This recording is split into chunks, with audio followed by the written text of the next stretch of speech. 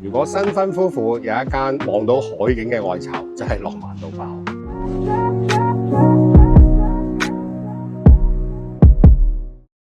咁喺成間屋嘅設計裏面咧，因為戶主同埋佢太太咧都係比較年輕嘅，咁我哋溝通完成個設計風格咧，我哋都希望用暗黑總裁風。喺材料上面咧，我哋又用咗大量嘅一啲岩板啦、深綠色啦，或者一啲黑玻璃等等等等。咁所以做出嚟咧，個藝術感都會幾強嘅。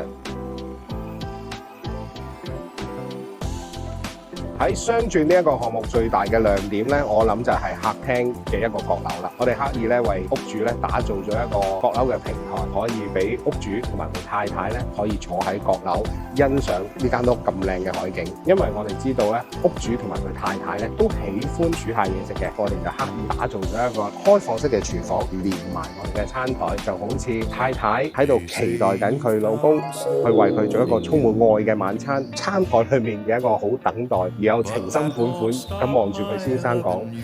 你好叻啊！